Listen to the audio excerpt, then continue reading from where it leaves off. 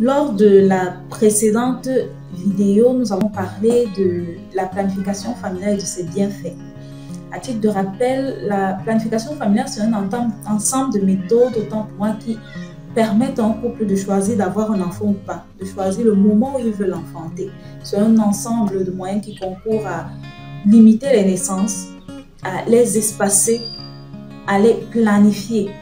Pour pouvoir atteindre ces objectifs, il y a un ensemble de méthodes qui ont été mises sur pied pour pouvoir éviter les grossesses indésirées, de se faire éviter les avortements. Donc, aujourd'hui, nous allons parler de ces différentes méthodes, des méthodes de planification familiale. Et pour ceux qui nous rejoignent à l'instant, on les invite de s'abonner, de cliquer sur la cloche de notification, de liker et de partager les vidéos.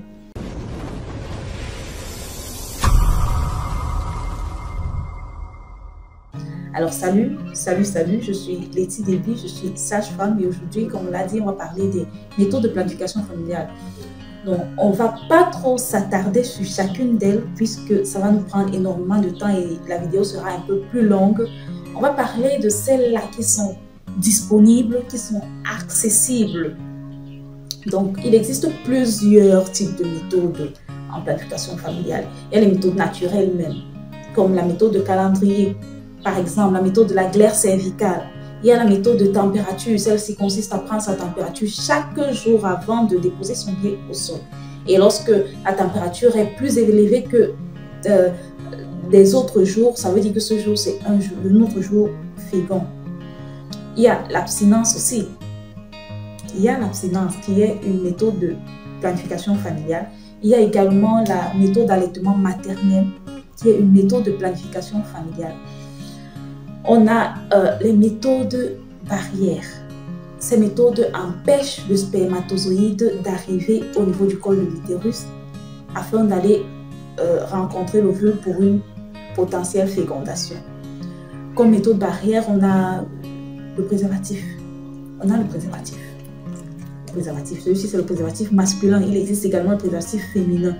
Celui-ci, c'est le masculin. Donc, ça se porte lorsque le pénis est en érection et là, vous pouvez pénétrer votre compagne, et là, sans crainte, vu que vous allez éjaculer dans le préservatif, donc ça ne va pas aller à la rencontre de l'ovule. L'avantage avec le préservatif, c'est que ça vous protège également des IST et des MST, des infections sexuellement transmissibles et des maladies sexuellement transmissibles. Comme méthode barrière, on a également les diaphragmes, on a aussi les spermicides. On ne va pas s'attarder sur ça parce que ce sont des méthodes qui sont un peu très rares. Il y a les méthodes hormonales. Les méthodes hormonales, comment elles agissent pour empêcher la grossesse? Elles bloquent l'ovulation. Donc, elles empêchent l'ovule de sortir des ovaires. Elles rendent également la glaire qui facilite le transport du spermatozoïde. Elles rendent cette glaire imperméable, épaisse, pour que le transport du spermatozoïde soit difficile, pour qu'il ne puisse pas atteindre le col de l'utérus. Donc, comme méthode hormonale, donc, on a le dépôt proviral. Le dépôt proviral, c'est ceci. Ce petit flacon. À l'aide d'une seringue, on prélève le contenu et on l'injecte au niveau de l'épaule. Ça s'injecte une fois tous les 3 mois. Ok. Il y a également le jadel. Le jadel, c'est au niveau de l'avant-bras qu'on le place. Ici, au niveau de l'avant-bras.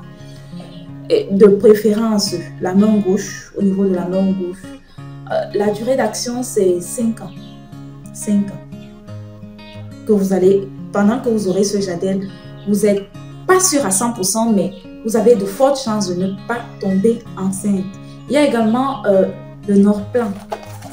Voici un exemple de Norplan, voici le carton. Je ne sais pas si vous voyez, si ça se voit très bien, voici le carton. Et c'est ceci qui vient à l'intérieur. Le Norplan. Ceci, on l'appelle Implanon Mix. Le dispositif, il est déjà là. Vous l'achetez, c'est déjà prêt pour l'utilisation. Il n'y a pas besoin de protocole pour ça. Ça se place également au niveau de l'avant-bras. La différence, c'est que ceci est constitué d'un bâtonnet et sa durée d'action, c'est 3 ans. Par contre, le jadel est constitué de 2 bâtonnets et sa durée d'action, c'est 5 ans. Donc, après ceci, il y a les pilules progestatives. voici un exemple, voici le carton. Je ne sais pas si ça se voit très bien, mais voici le carton.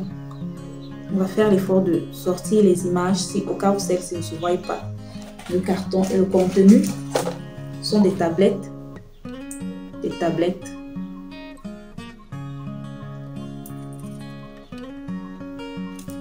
Contenant des médicaments, des comprimés.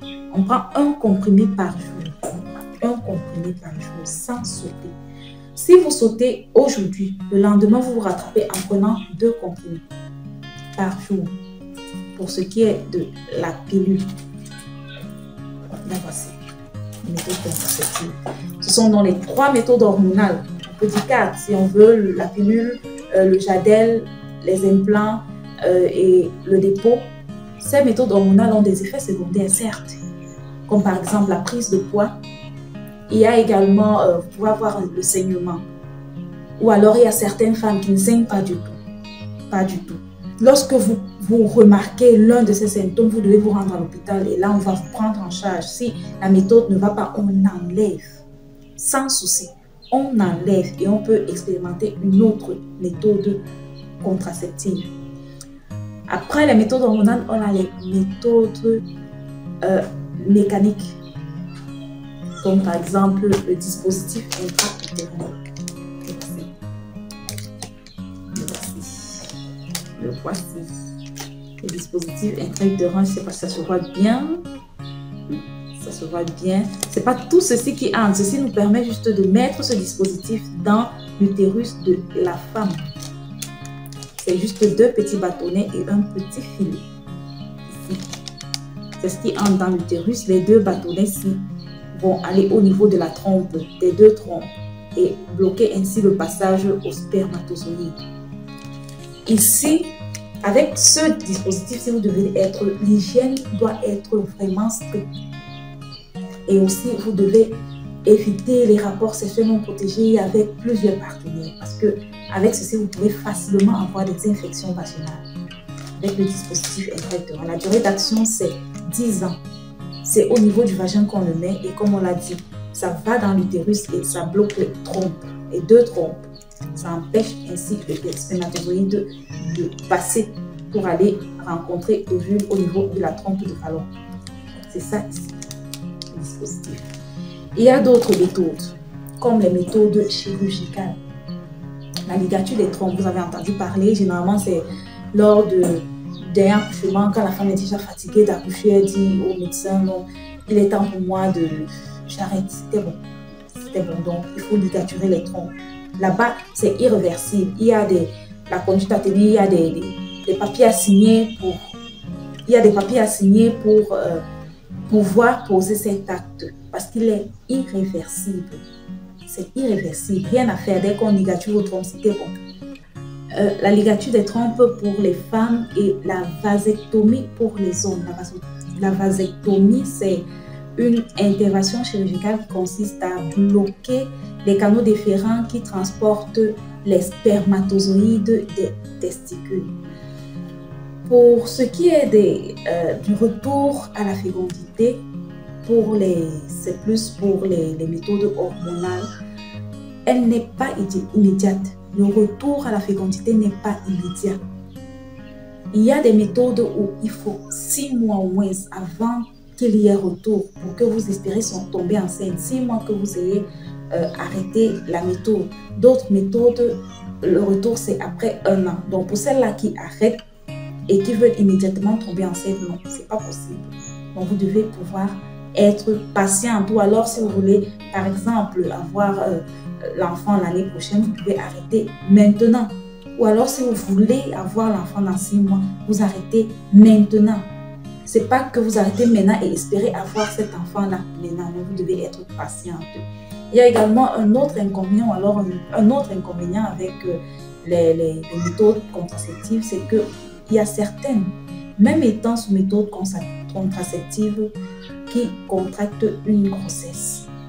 Ça arrive, le pourcentage est vraiment faible. Pour ce qui est du dépôt courrier, on a à 0,2%. Pour ce qui est du Jadelle, des implants, nous sommes à 0,5% des femmes étant sous cette méthode qui contractent une grossesse. Donc, c'est pas une science exacte, mais sinon ça marche. Lorsque vous êtes prêt psychologiquement à effectuer le planning familial, il est préférable de vous rendre dans un centre hospitalier afin que l'on vous présente des différentes méthodes, l'on vous parle des effets secondaires, des avantages de ces méthodes et vous aurez ainsi la possibilité de faire le choix. Avant tout, on va vous faire un test de grossesse pour déjà confirmer que, et oui, il n'y a pas de grossesse. Et rassurez-vous, la méthode de contraception n'enlève pas la grossesse parce qu'il y a des femmes qui viennent étant enceintes et voulant effectuer une méthode de planification familiale. Ça n'enlève pas la grossesse. Donc, on va faire un test de grossesse pour déjà confirmer qu'il n'y en a pas.